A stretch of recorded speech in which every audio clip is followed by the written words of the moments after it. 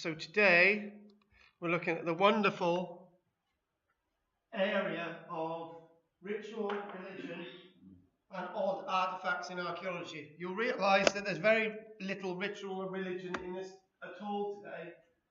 This is known as a bâton de commandement. And the bâton de commandment were originally found in France, but we have found examples in Great Britain. Now, the way this has worked, on Tuesday night when I presented this, and in Lantwick Major, lots of people come up with loads of suggestions for what these things are. And before I actually go on to my text, and before I actually go on to the information that I've got on the computer, I'd like to say that these date from around 12,000 years ago, and are found in places like Goth's Cave in England, and we've got other examples in Britain elsewhere. We've got a number of examples in France, but these are around that length, about 20 centimetres in length. And the number that have been found, lots of ideas have been put forward for what they were used for. Now, I've come across some really good suggestions, and the really good suggestions that I've come up with the past few days are much better than what the archaeologists have come up for. You've obviously got the image of a horse, carved 12,000 years ago. Some of these were carved up to 20,000 years ago, on a piece of antler. Now this is the end, that's the scar bit, which would have been on the head of a deer. And the rest of this has naturally been carved. Some say they were much longer. And they're called the bâton de commandement because they were originally found in France, and the French thought that these were used by people with high status, and it was thought that they were batons of commanders, until we realised these were 12,000 years ago, when civilization simply didn't have kings and queens, and they didn't have much fighting, and there was certainly not much ritual and religion. You can only have ritual and religion. For example, Mary, you're going to be our shaman. You're going to sit out there saying wonderful things about us to the gods, but we've all decided that we're not going to feed you, and we've decided that we need you to help hunt. So therefore, you've got no place in society because you haven't got time to worship. That's the point. Back in the past, you didn't have shamans and wizards and all the rest of it, because those people that could have been shamans and wizards and so on and witches would have been needed to hunt and so on. So when you think about ritual and religion, there wasn't really that sense of ritual and religion 12,000 years ago. That's my point. I think that's a female deer. Pardon? I think that's a female deer. Maybe. And if you're tuned into how freaked I made somebody earlier on, they said, "Oh, can we come on your ghost walk tonight? We got a baby boy." And I said, "Is your baby boy called George?" And the girl said, "Yeah. How did you know?" She's a bit freaked. What female? Deer. No, it's a horse. Yeah, It's a Przewalski horse, because that's the form of the Przewalski horses. You've got the mane on the back rather than a deer itself. But there's no reason to say that some of them weren't deers, but predominantly they're designs of horses. Now, the sense of what these were used for may be illustrated in what this animal is. The Przewalski horse had a big head, had a mane to it, wasn't as large and like the modern Arabian horse. They were quite slender, and they could definitely run. Let's look at another image. Oh my God. No, seriously. Really? Did you draw the head first and you go to the tail? Wow. I should have had you in the other classes. No, this is why this is why you need other people to look at archaeological objects, because they help interpretation. So you can see here that that's the scar point which would have been attached to the head. These are bits of antler finds, and there's holes in them all, and this is significant. It's thought that these were used as spear throwers. In fact, most of the information says that these were actually for throwing spears. But other interpretations are out there, and you'll probably guess them. You'll probably guess the one in my head. And if Mary's tuned in enough today, she'll probably be able to tune into what I'm thinking that these actually were. And you're looking at something like this, and it could have had multiple uses. But they're really not to be found in Britain dating after 12,000 years ago. We may see some being carved about 11,000 years ago, but they're no longer used. They're used before 12,000 years ago, up to about 20,000 years plus. Let's move on. This image, it's a really enigmatic image, and I like this image. Why have we got this when we're looking at odd artifacts, ritual and religion? And you'll come to the end of this thinking he didn't do much religion or ritual at all. That's because I've strayed away from it. Now, you can imagine that today, in this modern day society, if a village gets flooded or a town gets flooded, they put sea defences up. But 12,000 years ago, 10,000 years ago, they had no choice. They saw their homes being slowly inundated by the water. They could do nothing about it. And with that backdrop, something that they once understood, they no longer understand. And things continually change. So finding these weird objects from the past, not being able to understand what they are, there's no such surprise. It's very difficult to work out what objects are from the past when the people who actually made them are no longer with us today. Now, I'm gonna take this off for a reason, though. Did you put any other copies in here? No. Can I borrow? Just one. Oh, there's that. Now, understanding the past, well, we can only understand what's going on there. Flooded landscapes, dogland. We can only try and guess what this is. Let's change to another image. Not those. No, that. Right. We find this in the ground, okay? We find it with other artefacts. We find it with human artefacts. We find it with other animal bones. Now, archaeologists can think that these objects linked to what's in the ground. But let me give you a metaphor. This is found in 1,000 years' time. Records of the First World War are lost. There's some kind of nuclear holocaust, and there's archaeologists in 1,000 years' time trying to work out what these are.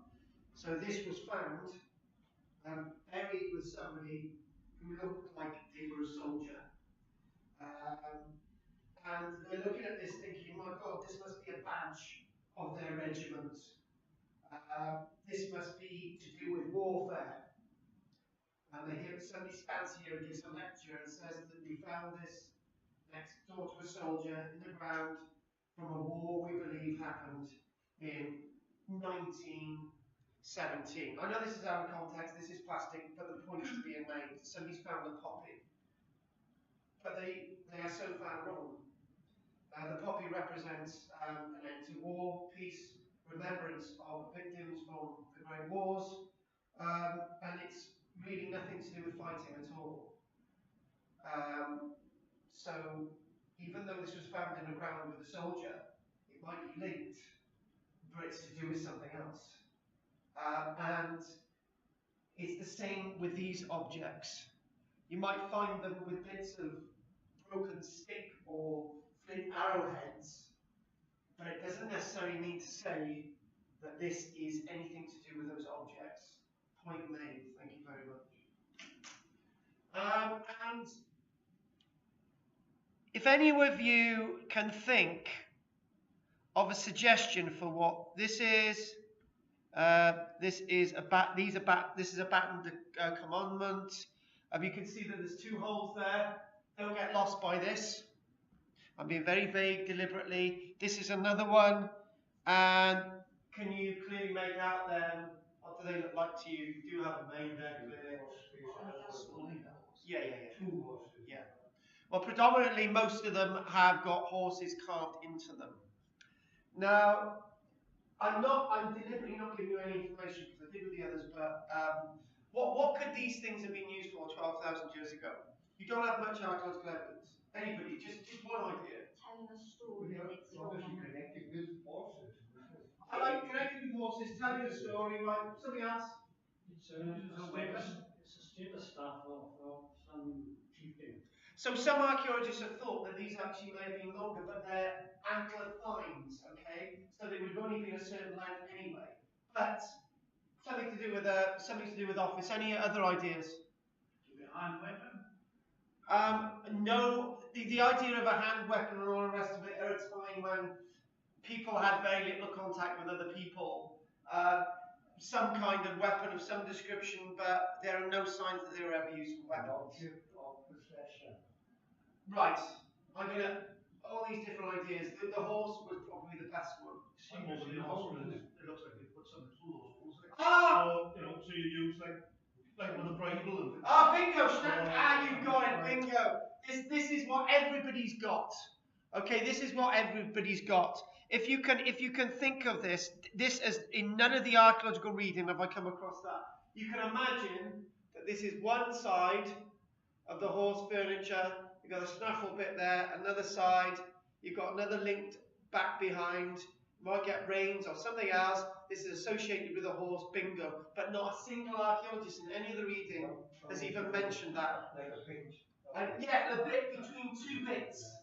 Not a single mention of this is in any of the archaeological reading at all. But everybody, a couple of people in my one class in Tuesday, where there's 10, Landscript Major, there's 10 today, and you guys, eventually, without me saying anything, you've all come to the same conclusion. I haven't even led you there, right? That's only like saying about the length of it. Yeah. I mean, This is perfectly shaped. It's perfect for that size of horse. Yeah, exactly. We're not talking about the modern race. No, you're not. It's Bingo. This is why I mentioned about the horse thing. I mean, eventually you got there as well, Mary. But yes, so the idea of this being used as for throwing a stick. It was a wonderful description of how this was used by a sailor who comes along to my class on a Tuesday, and he was saying that if you had a toggle here, by here, you had a piece of rope, and you had a stick here, you would somehow chuck the stick, and the stick would go further than if you threw it, and the piece of cord itself would catch there, and you'd be able to retrieve the stick. Wonderful, okay, wonderful. That's what most archaeologists have come up with. But when you think about the practicalities of something like that, and they're basing it on evidence from modern day Australia. The Aboriginals have some similar throwing thing, but there is something linked to another artifact, how archaeologists can use artifacts today to say, oh, we're using them today like this, and therefore they were using them in the past. How archaeologists can get things so wrong, but we won't do that yet because it'll ruin the other artifact. Bill? Another point, obviously that was made for a priest to shame a high status figure, because when they did them, the reason was much easier. Yes. How do you know they weren't made in wood? The thing is, back to this thing about shamans and witches and all the rest of it. You've got a group of 20 people. There's a person with a tiny bit of time to make something like this, but to actually have shamans and wizards and all the rest of it is a very difficult concept. And I'll tell you why it's a very difficult concept. Some of you who know a little bit deeper about me, you'll know that I know a little bit more than I usually say. But when it comes to shamans, and there's my link, when it comes to shamans, modern people who practice shamanism, they get the sense of getting a feeling for a tree, guiding through the tree's roots, becoming the tree, experiencing what the tree is about, going into the leaves, fluttering down to the ground, and all the rest of it. They certainly don't need things like this. And what we do, we think these things unusual in the past, and we think people in the past used them for unusual things, like pagan practices. And it's almost as if an artifact that most people don't understand, they almost immediately say, as Bill did, sorry to gang up on you, Bill, that this is about ritual and religion, when it might not be anything at all. It might be more practical. Now, I'm going to use another metaphor. The Christian religion is based upon something very kind and gentle, somebody going out wanting to help people, okay? Which is quite a simple message, and it's gone into something much bigger than the original message in the first place. And I think it'd be very fair in saying that. And these types of artifacts are very similar, where it was used for something so simple, just a little representation of a horse. And we as archaeologists today, we build up such a bigger picture than the picture needs to be. Just because things look complicated in the past, it doesn't mean to say that they actually were. They could be for simple uses. Simple brains, simple minds, but very complicated ways of carving, which is probably what we're trying to say. Now, this as well. Again, horse, that is definitely a horse. You can see you've got the fat in the cheeks there, definitely a horse. You've got another horse there. On the other side, you've got some other kind of horse, and you've got another beast coming in here, another horse. Actually, this was quite cute. It's like one of those, you've got a nice big bit of the head, carved impression for the eye, a bit of the mane there, a bit of movement with the neck. And what I'm trying to say, these are actually quite complicated designs. These are quite realistic. These are really complicated designs. And they're very powerful, complicated designs. And I think you're very close when you're talking about a horse. But what we're going to do now, we're going to move on to another. I'm going to give lots more detail about these objects. But what I'm going to do is I'm going to move on to this one. Yeah, you spotted it. You're the only person to spot this out of nearly 30 people. That Pavalan Cave is written on it, right? Pavalan Cave. It's obvious. It's not.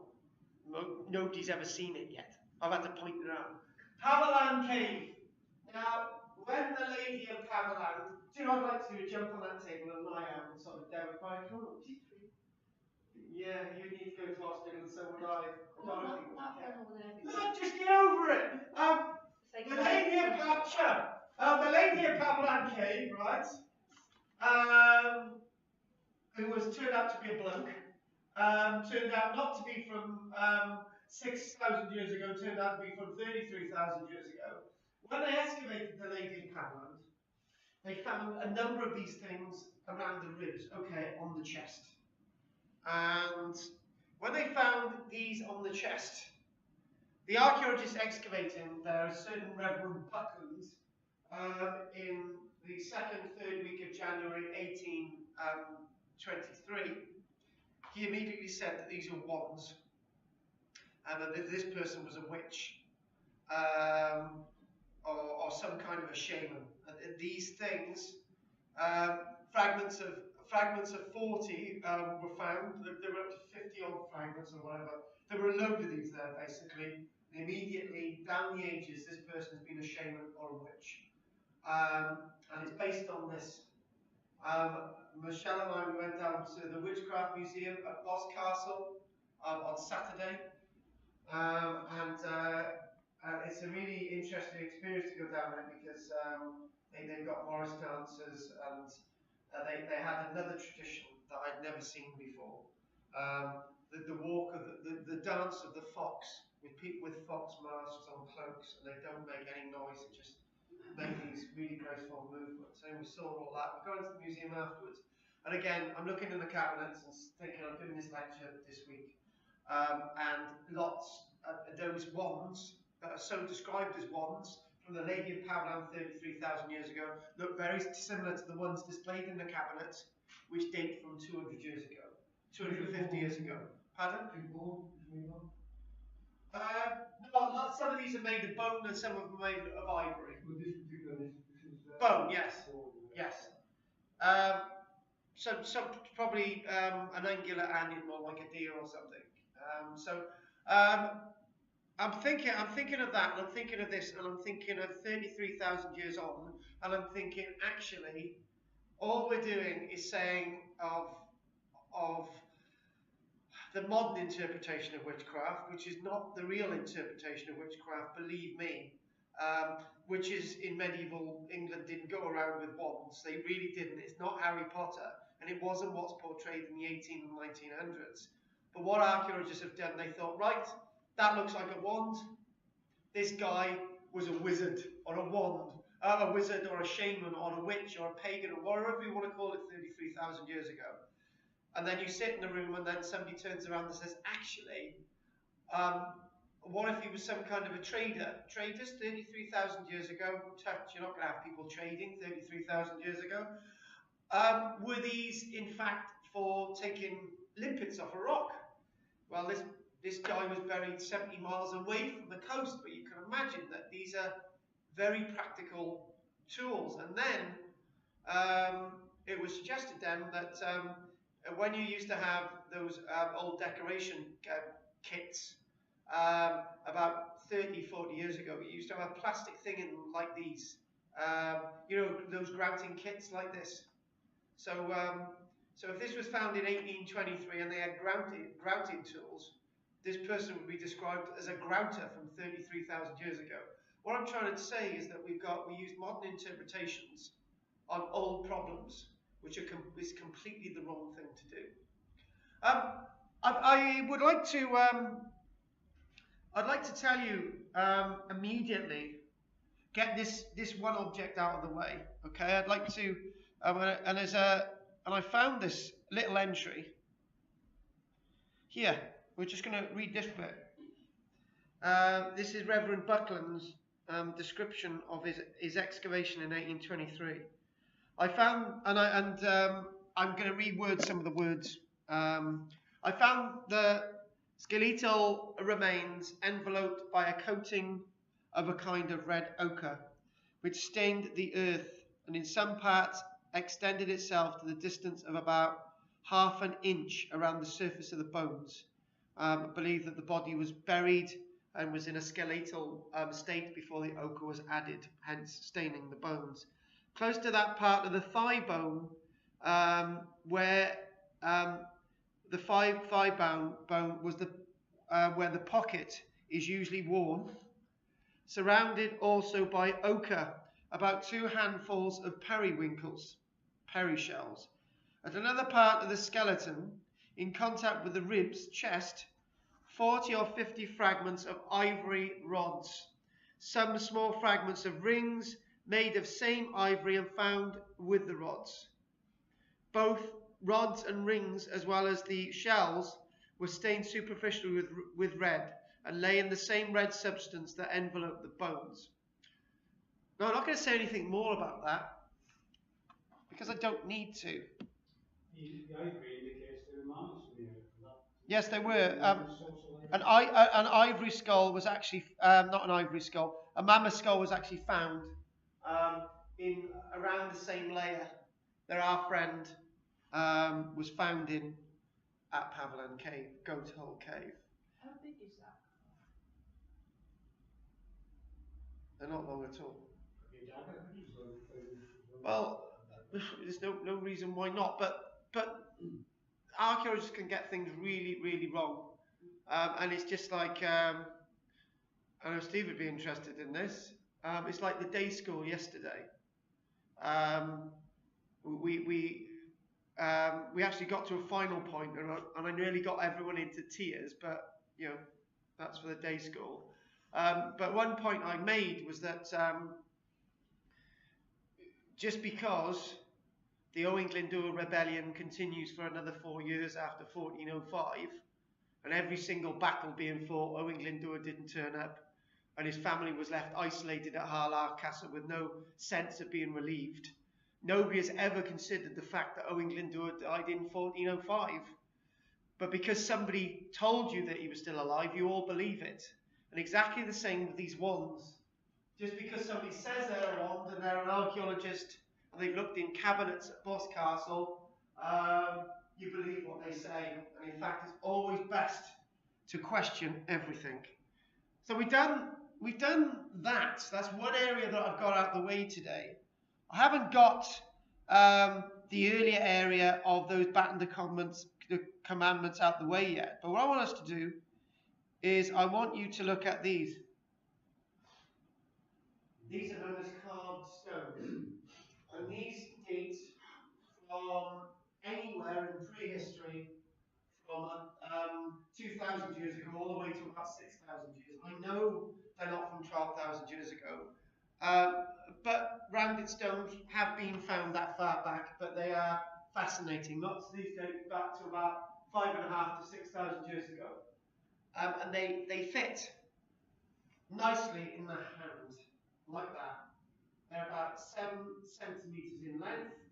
Some are about 10, a bit bigger, but usually about 7, when I say length, 7 centimetres in diameter. Okay, that's how big they are. They can be held in the hand. Now, I've heard loads of interpretations what these were used for. And I'm going to embarrass you all by asking you what they look like they could have been used for. And then one by one, I'm going to discount them or agree. Bill, one idea, not two. Identical ones in Calgary. Yes, you did. They're 5, yeah. It's got to be something for status. It's got to be. That's the only one. And status, bend the curveball at that. Status stroke meaning. Right, Dorothy. Pool. Yeah, that's my idea. Sorry. Pool. French game of pool. It's a silver pool. You know, That you lock as a smaller. Well, as I was just finishing this bit in Lantern Major today, seconds to go, one of them actually mentioned, why haven't you mentioned the fact that these people may have had time for gaming, time for Recreation. Yes. And I said, well, you look at my notes, it's not even in it, and that's why I'm asking you. So I'm not going to discount that either, Dorothy. So 2 pluses. Mary, trip over on me. Didn't you set aside, I thought they were for like jackstones, you know, for the game. Yeah, but you don't game. Because we're thinking as we are. Right, think about it. Okay, George. Can't come up with anything. Nothing. You're a stonemason, come on. Yeah. Carve one in your head and I'll come back to you, Rob. Numbers? Numbers. Some see the bottom right hand one is 1, 2, 3, maybe 4 the left. Some of them have 160 knobs I on. want to do with numbers of some kind. Right, I'm not going to discount that either. We're doing really well. Steve? I've seen these things before. I've always wondered about them, but I don't know why. It could be anything, couldn't it? I'd go along with some sort of game with it, to be honest. I can't, I'm not going to, because I'm not letting Mary have that one. You know, they don't seem to have any sort of practical thing. They can't be for sharpening it, anymore, but are they for making something? Do you leave things? No, that's fine, we'll have that one. Well, I'm not going to discount that either. Mary, go on. You wouldn't let me have mine. No, because you already done it. Making patterns. They're very decorative. Well, do decorative and patterns, that's fine, George. Sorry. Oh, you let us all down. Now, the fact of the matter is, all those ideas that you come up with were perfectly reasonable, but the one you could discount straight away was the fact that they were used for slingshots. If anyone had said that, somebody would have stood. Do you know what these are made of? It's too. Yeah, that's some of the artists still in Britain made of granite. Finely made to be a slingshot. They've got a purpose. But these are being cast 6,000 years ago. It's either for a game or something like that. They would have been able to do this 6,000 years ago. Well, Surely. they're round, they're handy to have in your pocket or whatever it is, you carry them. You can't. All of this is good. This is you really. carry them in your pocket for some reason. This is really good. Which horse do you have? Is whalebone or antlers? but they still carve these out of solid granite. How did they carve them? Now, don't say iron, Bill. The aliens do it. Go on. The aliens do it. Aliens? Well, people from Wales are aliens, and they were foreigners. But go on. Some of these ideas, none of these ideas are stupid. The fact of the matter is, right, something to do with a kind of game. Is it too finely made? they are perfectly finely made, and I had one woman sitting next to me, the announcement agent today called Gillian, and she said, yeah, they're all really finely made, and what if it's a personal object to sort of represent somebody or a family? And actually they all are. They're all different. They're all different designs. And the weird thing as well is that a third of them have been found in Aberdeen in Scotland, Aberdeenshire in Scotland. They've found over 400 examples across Britain, mainly in Scotland, and at Bridlington. One or two in Ireland, some on the continent, but they're predominantly in Britain as our own artifact. There are other places in the earth like Costa Rica, but these are specific to us. And each of these designs is very different. I will repeat, some of them have 160 knobs on them. Individual carved, each of them having a sense of space and perspective. And these were carved by somebody 6,000 years ago. Can you countenance that? But that's not it. Saying, this is my family, this is my stone. Is that what you mean? Unfortunately, somebody's got mixed up because of the lecture yesterday. Hang on. Stone, tribal stone. How would they held it to actually carve it with whatever they Oh, look at that one. That one there, so I'll give my hand. That has got 116 knobs on it. Look, these are very odd objects, and they're carved out of granite. You try and carve something out of granite, you know, it's going to take a little bit of work. Dorothy, that's your homework, right? I'm going to give you a round piece of granite. I'm going to be nice to you, right? I couldn't Yeah. already flint now, so I don't know what I to do that. Well, Bill's got some iron chisels. Give that a go. Anyway, very hardly any of these have been found broken, which indicate that they weren't thrown. They were very delicate objects. And I said to Gillian, I said, right, what we're going to do, we're going to pick up your beautifully carved thing, right, and we're going to chuck it and try and kill somebody with it. She said, you're not having mine. I spent ages carving that. And that's the whole point. They've got a specific use, a specific purpose. There's one other option, no stone. Go on. Think of it, These are modern. Somebody made them and throw them into the food tubers and then before fraud. Actually, tripped you up on that. Not Martin Carruthers, Mike Harper's excavations at Bronca in 2013, they found one in an archaeological context. They actually found one in a sealed archaeological context. There's talk that some of them are forgeries, but there's a large number of them. And there's too many that they're forgeries. Some have been found on archaeological excavations. Most have been found in ploughed fields on the surface, but some of them are found in context, and you can get an idea of the quality of that there. Eve, hang on a minute. If you are going to spend days and days carving one of these and chuck it into a field, right? I can imagine forgers, right? I can see it now. I can see a forger wanting to confuse an archaeologist, right? 2 or 3 of them, fine, but not hundreds. These would take a hell of a long time to carve. And can you imagine, the missus comes in one night, what, are you carving one of those stones? I'm sure it'll get out quickly. Yeah, Bill, there's going to be forgeries. There'll be forgeries with everything, but not the pure volume that have been found. Oh, yes. Do they do it? It's mind-boggling when you do that. It's solid granite. It's perfectly round. Yes, they are. It's the middle one, the shield. Well, look at the design of this one. I know. What? Bill's had in the fitted. Yeah. When we were on Scarlet Ray, on the cliff top, there's only 2 sources of iron ore. One is on Oregon, one was on the cliff top, Scarlet Ray. Remember? Yeah. Not for one instant we're suggesting they're iron tools. Are these only found Of course in they Scotland? didn't. Are these only found in Scotland?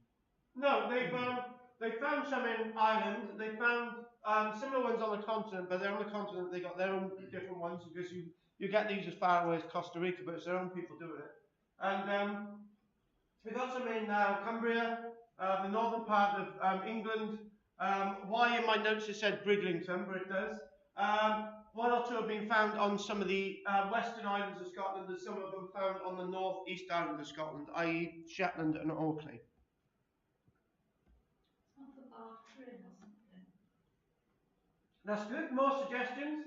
You can see this is really nicely carved. All the knobs on that, but it's really warm. But carved, nevertheless, out of volcanic rock. And look at that. Could they be carved to represent deities? Again, that idea of gods and stuff. The idea of ritual and religion. And there's another one. How many knobs usually on the stone as well? About 6, isn't it? Well, as I say, some of them had 160 knobs. As you can work out from that one, it does have 6 knobs. It would seem to average about 6, but they vary, and very few are the same or similar. If you're going to mass produce these as an individual, and to try and forge one of these is a hell of a lot of work. As I say, I'll go back to it. If you're going to make forgeries, you make 1 or 2, but you don't do it at this scale. There's no way you'd get away with it. Over time, you just wouldn't get away with it. And these have been found over a long period of time. So it's not like Steve trying to confuse the Valleys people that the Romans marched up and down Trebanog Hill by leaving Roman coins. It's not going to happen, okay? Because the information has been found recently. These things have been found over a long, long period of time. They're not just being done overnight. So are they found only where it's a granite rock area anyway? Aberdeen, yeah, it's a granity type landscape, but they are associated with Pictish carvings, except the Picts wouldn't come for another few thousand years after these had actually been laid into the ground, but the designs are to be seen very similar. But nothing to do with nothing. Pardon? Nothing to do with nothing. It'd be very difficult to nap something like this with flint. There is no real description of how these are made. Not even in any of my notes does it actually go there. But we do actually find them in archaeology. They're actually sealed in the ground, so they're not just forgeries. And even if they were forgeries, it's very difficult to make these things anyway. They actually use granite to carve them. They may have used another blend of granite to do it. Right. So there's 2 other items that I want us to look at today. Not that tree, but this. Now, from time to time, archaeologists make massive mistakes. And from time to time, those archaeologists who are reading archaeological information also make the same mistake by believing the crap that I've just read. A few weeks ago, we did the site of Star-Car. And this is a genuine object found very recently at Star-Car, and it's about that big. And it's a pendant stone from about 11,500 years ago, found at Star-Car, which has incised marks on it. I was looking at this thinking, and the description was that this line down the middle was the first one carved, and then these lines were added, and then these lines were added, and then all these lines were added, and then these fainter lines were added last. Did you just see the mistake I just made? In fact, it's the other way around. How is it you spotted that straight away? And I told everybody a few weeks ago in 3 classes and nobody spotted the obvious. Obviously, this is the more recent line. And these are the lines before that. And all these fadey little lines were done first. And nobody spotted it. And this is on display in the British Museum. And it says exactly that is the first stone carving on it, but it's completely the wrong way round, and every archaeologist has believed it, including me. It's not rather what it's doing, it's just one different depth rules. Yeah, but obviously, I'm really angry because I'm angry with myself. I should have spotted this.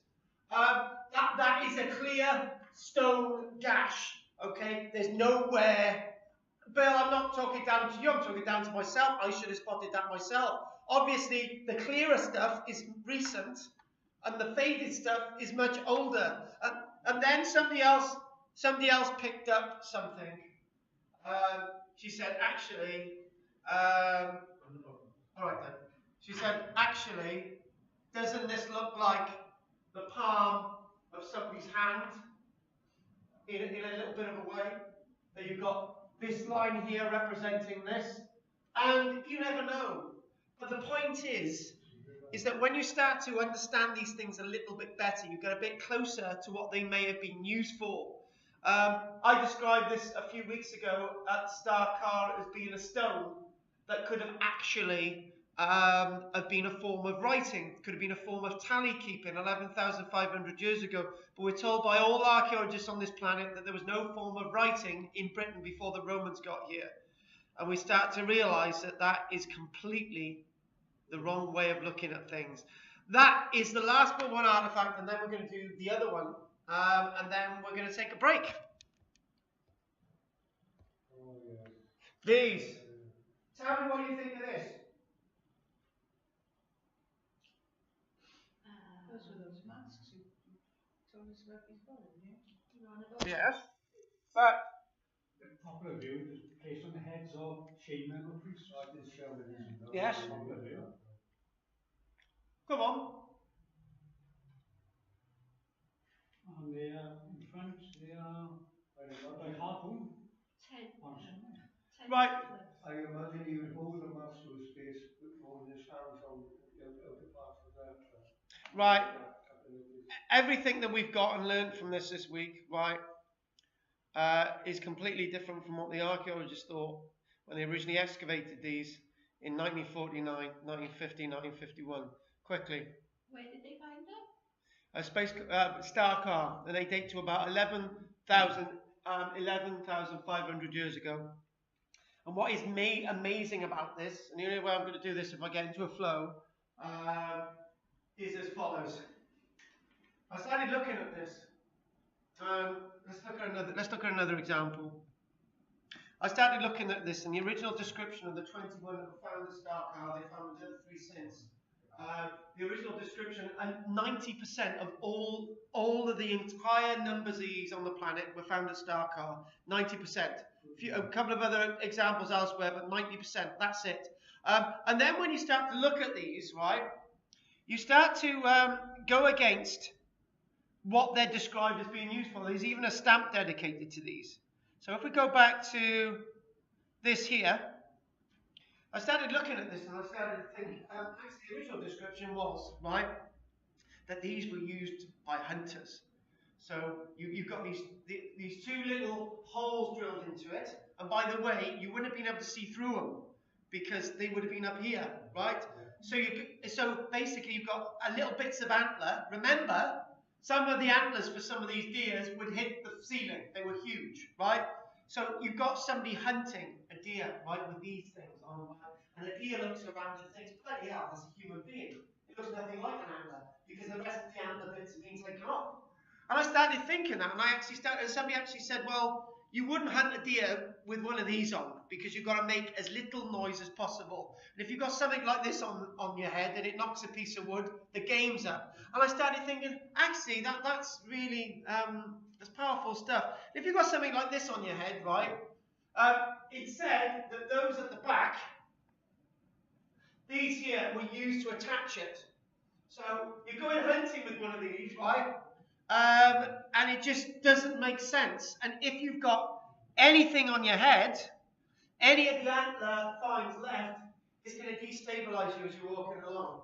So I started ripping apart what's going on here.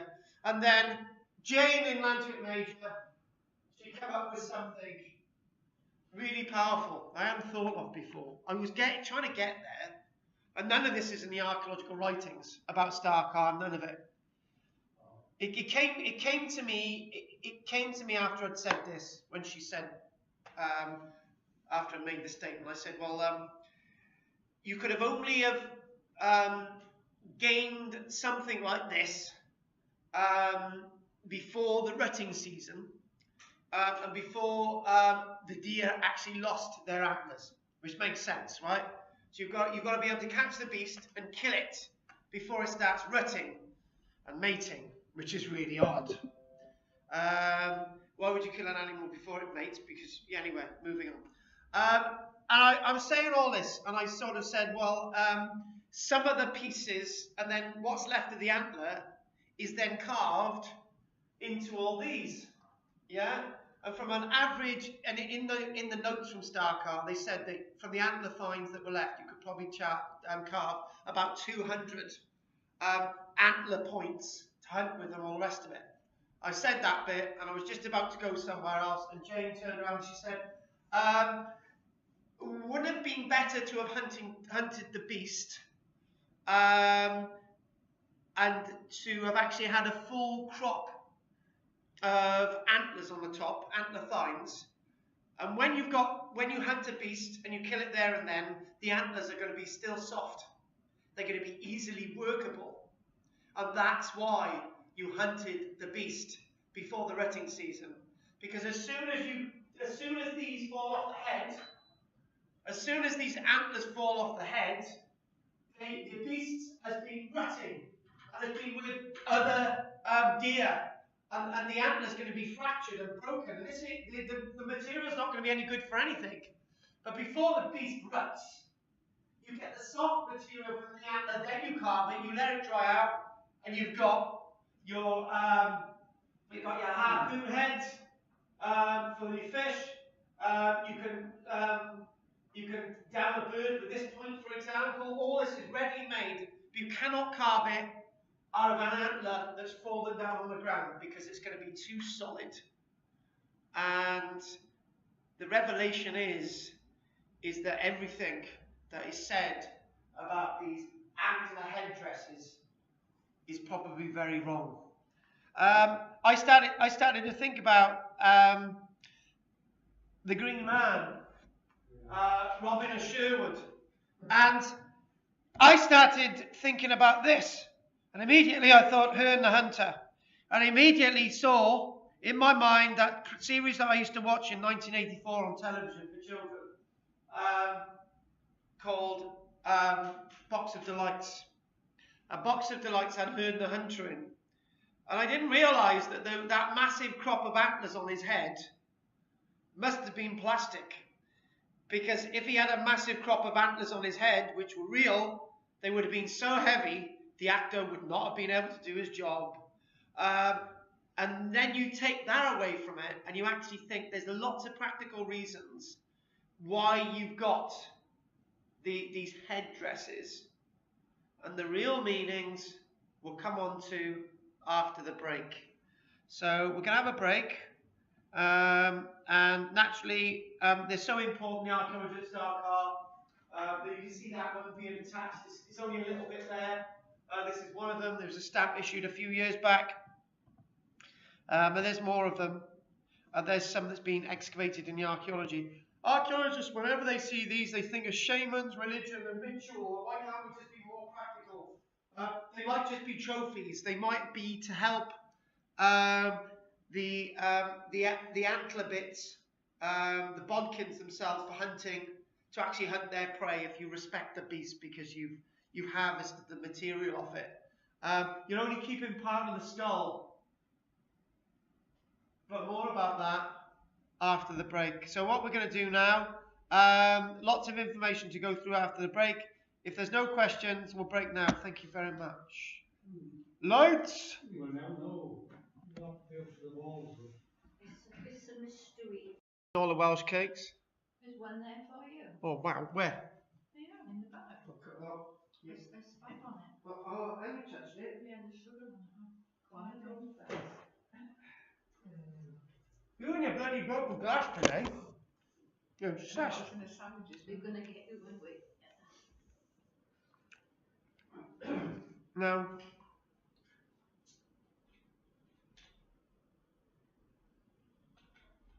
We're going to get this one out of the way now. It's that shale pendant. We've already mentioned it. We've already looked at in detail.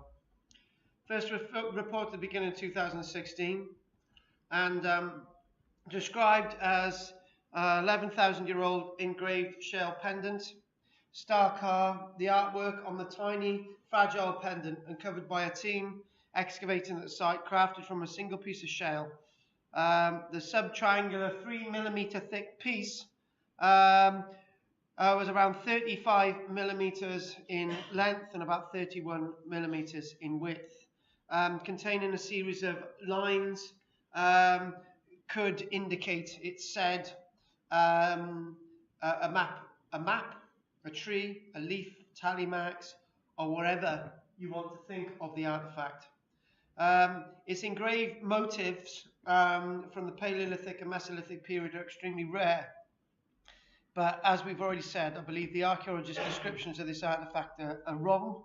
And it's all to do about questioning what the archaeologists are saying, and the detail, i.e. the lines, the more pronounced lines are more recent than the lines that are faint. So the next thing I want us to dive directly into are the ideas associated with the carved balls. And most of this now is going to be reliant upon what you remember about these carved balls. So if I can just get rid of that one there, and I'll move that up there, and more about these carved balls. I'm just going to shut the light off in a minute as well. And there we go. These carved balls. So this is where we're going to go next. Descriptions of what these carved balls mean from the archaeological point of view. So I'm going to cut the I'm going to cut the image. I'm going to go to my notes. Now you can't see anything. You can just look at me, because I know that's the only thing Dorothy comes here to see is me. Oh, who told you that? And it. That was a secret. Well, what George comes here for something completely different. Carved balls, known as petrospheres, usually round and rarely oval, perfectly round. They have from 3 to 160 protruding knobs. Their size is fairly uniform, basically fit in a hand, about 7 centimeters in diameter. They date from as far back as 6,000 years ago, maybe a lot older, and are found into the Iron Age, about 2,000 years ago, mainly in Scotland. As I said, the diameter is 7 centimeters. Yeah, 7 centimeters. They've been found in Ireland as well. They range from having no ornamentation to very ornamented, highly varied engraved lines. A wide range of theories are associated with these balls, but these spheres themselves are to be found in other nations around the world. The majority are found in Aberdeenshire, associated with fertile ground, not in upland areas, but that might account for the fact that upland areas in Aberdeenshire haven't really been properly explored or examined. But wherever you find these carved stone balls, you usually find Pictish carved stones nearby, which are thousands of years apart from when these original stone balls were carved. They've been found on the islands of Scotland, across Scotland, and even Orkney, but in Ireland, Durham, Cumbria, and Bridlington, of all places. You can get larger balls, about 9 centimeters, 10 centimeters in diameter. We know of 425 of these balls being uncovered, mainly in Scotland, up to 2015. Many of these balls themselves have not had their discovery location recorded, or have been found as a result of agricultural activity, which does make many archaeologists suspicious when they are handed these carved balls.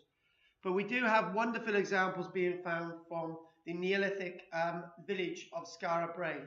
So they're found there, sealed, intact, in the archaeology. The distribution of the balls is similar to, as we know, Pictish carved stones, but time is one of those things that separates them. Very few of these stones are ever to be found damaged, so they weren't thrown through the air. And as we know, in 2013, an intact example was found at the Ness of Brodgar on Orkney. Many are carved out of igneous rock, which is volcanic rock. Some described as a greenish igneous rock. Others carved out of very old red sandstone. Again, that's sandstone rather than igneous, but most of them are to be found carved out of granite rock. A significant number, in fact, we don't know what rock they're actually made from, because lots of them haven't really been studied. Experimental archaeology has shown that it was shown that they could be made using prehistoric technology with no recourse to the use of iron tools. That's what it says. Can I ask you something, Bill? Did you actually do a thesis or something involving iron? Because you're pretty obsessed by it. I know there's one iron ore area in Nubia, southern Egypt. Yeah. Ah, yeah, yeah. I'm saying is That doesn't answer my question. No. No. The mineral source was there. Technology. Yes. No. Fact. We do know that the Egyptians were capable of getting kiln temperatures beyond 1,300 degrees C. So, nearly half of all the stones found have 6 knobs. 3 have 3 knobs, 43 have 4 knobs, 3 have 5 knobs. People actually write papers on this. 18 have 7 knobs, 9 have 8 knobs, 3 have 9 knobs, 52 have between 10 and 55 knobs, and 14 have between 70 and 180 intricately carved knobs on them. That's a lot of knobs. Well, if you go up and down the Rhondda Valley, there's loads of them. But these objects are really enigmatic, and let's get back in fire about them. The ornamentation on some of them, you get the knobs on them, and you've got spiral ornamentation, concentric lines, straight incised lines, various hatched marks. They vary from one location to another. Function. Some of the balls have grooves or interspaces between the knobs, as you've already seen. There's spaces. Yeah. Let's have a quick look at those. Get that on. Do you think they were for apprentices? Practice bits. Learning a trade or something? Practice. Maybe they were, but they're obviously really highly skilled apprentices. These spaces here. This is what we're going to look at next. These spaces. Why is there these spaces? These really regular spaces. This is a really regularly carved piece of work. More or less exactly the same size, isn't it? Yeah, exactly. Yeah. But Aberdeenshire is a big county, and in Aberdeenshire they found over 160 across the county. Well, and when you've got 420 found in the Northern Hemisphere, that's a third. You know, that's quite a large number. Don't they call Aberdeen a granite city? Aberdeenshire, yeah, the granite, yeah, yeah, they do. It's said, here's some of the reasons. Here we go. It's believed that between the spaces of the knobs, it was all tied up with leather strands to create something, a device such as a bolas that could just be flown. Their use as weapons was suggested by many researchers, but in recent years this idea has fallen from favour. So they weren't thrown, obviously, because if they had been thrown, you'd get lots of examples that have been broken and smashed. Most of them are relatively intact. It's been suggested that they were part of some kind of weighing equipment from 6,000 years ago, but lots of them are of varying size. Sink stones. Some sink stones found in Denmark and Ireland have some slight similarities with these. These artefacts being used in conjunction with fishing nets, but as most of them have been found on land, unless Scotland was full of fish swimming across the land of Aberdeenshire, I don't think that's possible. The possible use of the balls as oracles. Now, there's two ways you could look at these as oracles. This is my ball, Paul Yorick, I knew him so well, and you could talk to the stone, and the stone would say that Bill needs to get the bus at 4:25. Is that accurate? You can speak if you wish to bother to. Yeah, that's fine. That's fine. I can use I've got the oracle, not you. Okay. You need cleaning. It's not funny, you know. The way in which the ball came to rest, if you rolled it on the floor, could be interpreted as a message from the gods or an answer to a question. The lack of balls found in graves may indicate that they were not considered to belong to an individual and hence not belonging to soothsayers. Right, here we go. Dorothy, hold your cup. Just hold it lovingly. An alternative or supplementary use could have been as the right to speak. Now, the person who is holding the cup can speak. And I was just about to say, the person holding the cup has got the right to speak, but as soon as it touches the table, they don't have a right to speak. So, see, there you go. You had a right to speak, but they thought they may be speech balls. Carved. I got the cup. I couldn't think of anything to say. Anyway, they could be used as a right to speak stone. So, in other words, as the stone goes around the room, that person's got a right to speak, but nobody else has. Well, you could use any stone. You can use any stone for that. Good. We're thinking. The balls are of a size that would comfortably fit in the hand. Another possible use for the stones would be in the working of hides. You might use the stones to polish a hide, but except lots of them are finely decorated and there's no signs of wear. And the balls of plain sandstone with facets from shaping still clearly visible found at a number of sites. These may have been used for polishing or honing skins, but it's a lot of work to go to when you look at these stones. Another theory, which I'm sure one or two of you are going to laugh at, this is really academic theories here, a theory on the movement of monumental stones has been postulated for these round things. It's believed that they were used as ball bearings for the large stones to sort of be pushed over.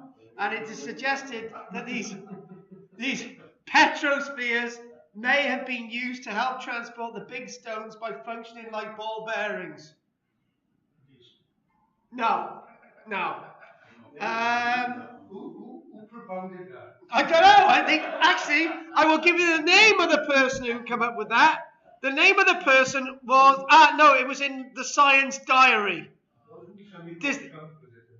Hey, don't knock Donald Trump. He's coming to this class next week. And literally sits behind you, so I can't see him.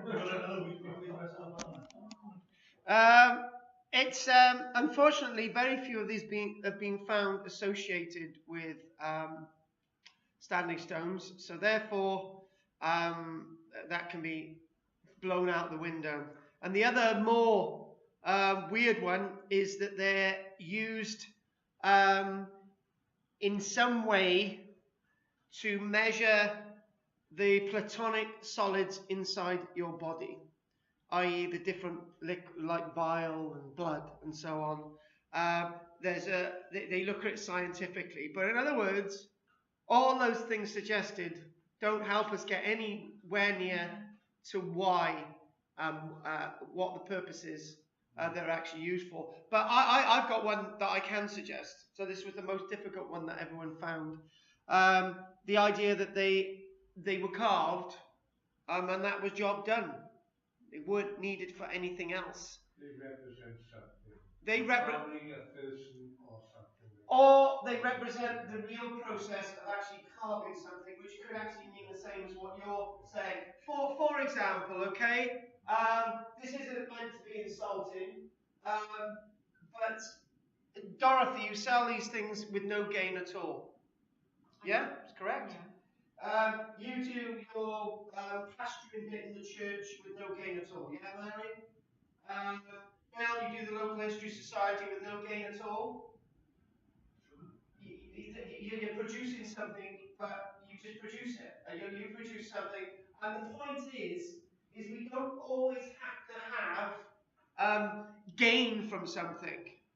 You don't always have to say, oh, we're doing this for this outcome. We're doing this because we're doing it, right? And we forget this about the past. We do it now, but we forget this about the past.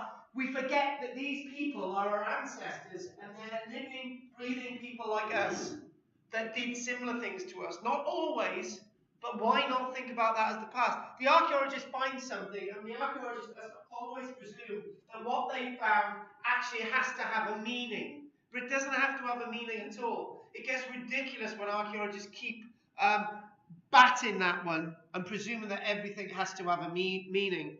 And talking about batting and batten the commandments, that's where we're going now. We're going to do that one. And we're going to look at this, and then I'm going to do my notes. And this has loads of different weird archaeological implications. And there she is. Again, you see magic. Impressed, Steve? Said like that. Yeah, it's good. So we're going to look at these now, the battens, the commandments. This end itself will be connected to the head of the deer. It's quite likely that these were carved when they were soft, but there's no indication that they ever butchered an animal to actually obtain this. But they would have needed to have been carved when they were soft. So immediately after the animal had died, or I don't know if they'd actually been lost by an animal, but they need to be soft to be carved. Anyway, let's look at the reasons what these may be about. So here we go. Batten the commandment. There's some weird suggestions. Mind you, there's weird suggestions for lots of things. Here we go. Batten the commandments, originally found in France, and the examples found in this country. Batten the commandment means the command batten, as we've already said, or a pierced batten, basically with a hole through it. Many are decorated with carved or engraved animals, and the most usual expression of their use is that they were used for straightening spears and arrows and used as throw platforms to throw a spear into the distance. These battens themselves are made from a length of amber with a round hole in them, and often have abstract or animal designs dating back as far as 23,000 years ago, and the last ones were found in the archaeological record about 12,000 years ago, and just maybe 1,000 years after that. All of them have something in common. They have this hole drilled into them, and they're around 15 to 20 centimeters in length. That's the only length we usually find in them. Nothing longer, sometimes smaller. The purpose of the battens themselves are originally thought to be a symbol of power. The command rod, the command batten, are coined by a French archaeologist known as de Montelet. This interpretation is now thought unlikely. It was also thought by the same French archaeologist that batten de commandment meant an age in general directing an assault on a mammoth. But that's the French. Interpretations, fairly modern interpretations, are as follows. An arrow or spear straightener, with the shaft to be straightened passing through the hole. Now, antlers are really soft. Obviously after they've just been carved. And even antler, when it's starting to go dry, is still a fairly soft, brittle material. So if you're trying to straighten the stick through it, the stick's just going to wear at the side of this hole. So probably not that well. A spear thrower, as we've already explained, to throw a spear long distances, to throw a spear with a bit of cord on it, and that when it's gone its full distance, you'll eventually be able to pull the spear back. Don't know. Here we go. Here's the usual one. A symbol of fertility, with a long handle as a male phallic symbol, and the hole as representing the vagina. Would have to be that, wouldn't it? A dress fastener. Let's do these as dress fasteners. There's these big things, right? Got one there, one there. Do you like my dress? It's good, isn't it? Here we go. And this is a good one. This will be right up your street, Steve. A calendar used by midwives. I know you were training to be a midwife. A tool for smoothing and shaping leather thongs. And this is actually what's written in front of me. Here we go. A few archaeologists think the following. Now, we can't get any cruder than this. A dildo.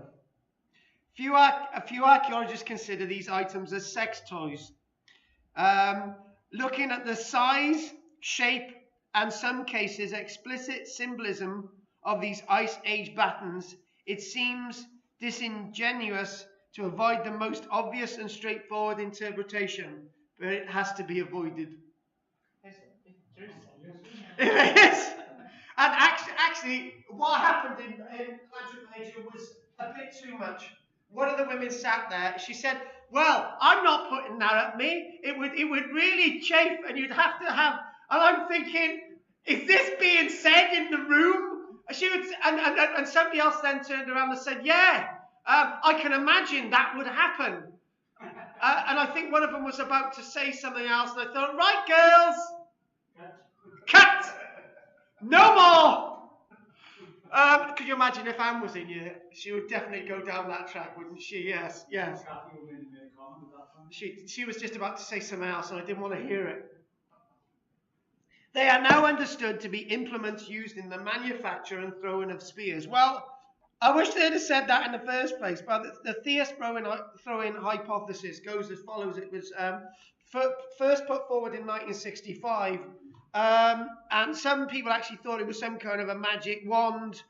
In an experiment, they had a spear itself, and they used it to throw the spear, and attached a length of cord to the spear near the middle of the spear. So basically, here we go. The cord is attached there, and we got the baton here. I'm not going to demonstrate it because this is going to go wrong. So we got something like this, and I think it must have gone bang like that, and this lets go with the cord on it, and then it goes. The cord itself attached to the spear, leather, sort of the leather sinew would be used, and the addition of the cord turns the spear into what's known as a large Swiss arrow. Using the spear thus equipped as a Swiss arrow resulted in a 43% increase in range compared to a hand-thrown spear. And do you know what? I have no idea how that works. I cannot work out how attaching a bit of cord to something which is going to add weight, alter the velocity, is going to make something go further. Can anyone explain that to me, please? Well, the Aborigines have got some sort of spear sling. Yeah, they do. Yeah, that's right. Yeah, they do. It does work. I can't work out how it works. You ask me how this computer works, I've no idea. Isn't it clear the fact that all these have got carvings of horses on them? Yeah. Well, most of them have got carvings of horses on them. Most of them. Not all of them. They experimentally they did lots of experimental work with this. And they said the spear should be long enough to project about 1 foot in front of the baton when ready to throw. So on this one, I'm assuming that this is actually set through the hole, and it's going like that. I've no idea how that works. I've no idea. The spear straightening hypothesis. The hypothesis that the batons were used to help fashion spears, darts, and arrows. When the wood is green, the wood is simply placed down the hole, and when it meets resistance, you know that you need to whittle that piece of wood. Once you whittle that, you go down a bit further, whittle that bit, go down a bit further, job done. And that's basically classed as a spear straightening hypothesis. There are signs of wear on the holes, but we don't know anything more than that, and there are a large number of them. We do know from Native America, where these things may have been still used in wooden memory, similar things, that these have been described as arrow straighteners. But then again, just because they're using them as arrow straighteners in North America, it doesn't mean to say that it was being used in Paleolithic Britain and France 12,000 years ago. Now, I've actually, what I want us to do now is I want us to quickly look at the evidence from Starkar with the headgear, and then we'll call it a day. And what the archaeologists say about the headgear. They feel that the headgear itself, and I can show you this. I think this is a university thing. Got some images. Because these antler headpieces and antlers have been found with flint blades, hammer stones, and materials being burnt, they've immediately assumed that they must have some kind of shamanic meaning. But again, I disagree. To try and say that because these look odd, they must have some kind of religious meaning, I don't think you should be doing that. But I think the process of how they're creating this headgear is as important as the final product. I.e., sorry to pick on you, Dorothy, you're selling your poppies, and maybe it's an afterthought that you made £1,000 that year. But the main thing is you're not thinking that you're going to make £1,000. You're thinking selling the poppies. That's what we're talking about. And I think the process to create these is very important. They believe that after the animal has been killed, it said that they would obtain the brain. I'm just reassessing this. Obtain the brain, and then what you would do, you would pack the skull with damp clay and straw, and you would place it over a bed of embers for 4 hours, and then gently the skin would just sort of fall off, and you give it some more structure to be able to work it. But surely it would be easier to work a skull that's got some area of give. It's a bit pliable, and the process of how this is done, that's the point, is really interesting. Archaeologists have unearthed so far at Starkar 24 of these red deer headdresses. 21 were found at the site initially, and 3 very recently, represent 90% found across the whole of early prehistoric Europe. In fact, 90% of all those found on the planet. The artifacts are formed from the top part of the skull and the antlers. The majority of the headdresses, and that they obviously were obsessed with the fact that they were used for hunting. And it's said that the most complete of these is likely to have come from a male adult red deer, though the animal was 50% larger than its modern counterpart. So we're saying it was from a beast that was culled before the rutting season. There may have been a more practical reason for that as well. They may have been dangerous, actually. The first stage of processing is obviously to remove the big bits of antler, so you can make various tools and hunting equipment from them. And it says that on there, barb projectile points. But it is also possible that in some cases antler blanks were removed, and removal happened much later after the headdress had been used. Maybe it's a form of recycling. They say that the researchers say that given the amount of work antler present at Starkar, including over 200 barbed projected tips, this is a plausible theory. I would go with the theory that they're carved when the antler is still a bit supple. Experimental archaeology, knowing fire was used, invokes a real sense of atmosphere surrounding the making of these ritual shamanic headdresses. Now, cut that end bit there. You can call it shamanic if you want. I'm fine. Call it what you want. I think the process of making it is where archaeologists need to go. Is the process of everything that we need to look in archaeology. The process of why people are Christians, the process of why you go out selling the poppies, what's your link, the process of why you do the local history, the process of why you love your work and the artwork. I think the process is more important than the outcome. And when the archaeologists look at the outcome, they destroy the process making. That's very important. We destroy the process making. Looking at archaeology, let's look at the process making. Yeah, Bill? process making is a good point.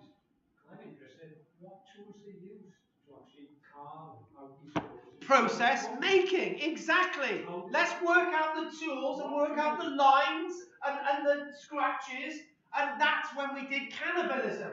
Cannibalism was more about what they're doing with the skull to actually get it where it is, actually the end result. I should have gone away from eating the flesh there. I should have actually got to the process of why they were doing it. These headdresses are incredibly rare in the archaeological record. Most of them found in Britain, 1 or 2 found in Germany. This work into what's going on gives us a glimpse into the past. And finally, the last point today is that all this work to understand and to conserve these objects, to look at the carvings, to use high technology to work out how these are formed in the first place, can help us gain more information about the past, what they were doing and how they were doing it, rather than the end result. And that's where I wanted to go to today. Tools. What they were using to get there.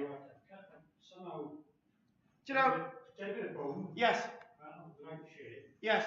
Try to have out some ends. Yes. And get something like queenstone, and get water and sand from the beach, and make a slurry. Yes. And actually try to work a point. And that's that's ritualistic. What you just said is ritualistic in the first place. You're getting to the end result without the end result being what it's there for. You build houses, George, but you don't really care what happens to the houses afterwards. Out of the hundreds of houses that you've been responsible for building, how many of you have gone back to see your final handiwork? Oh, a few, not many of them. Yeah, exactly. That's the point. And do you know when you've sold a piece of artwork, do you actually care where it goes to? Exactly. That's my point. Next week, we're going to be going a bit further with religion and ritual with this period. Thank you very much. Any questions? There's one about the balls. Were you think they may have been painted? All these things could have been painted, even the skulls, everything. Yes, use colour. The past is not a bland, sad, lonely life. It's a past of colour, like you're painting, to bring things alive. These are canvases with nothing on them. Put painting on them, they have a different meaning. But the canvas and what the canvas is made of is also important. Any other questions, and we'll call it a day? I think it's all a witch doctor. They throw the sticks up on the stones and they read your Why not? your fortune, because you said it was Fortune telling, yes. Romans, Egypt in China. Yeah. They got six, didn't they? Different ways. Will we ever know if there's something before? Looking at how they're made is far more important than the end result. That's the conclusion. Have you all enjoyed today? Thank you very much. I'll see you all next week. Thank you. Right. Bill, it's 4:16. You've got 9 minutes.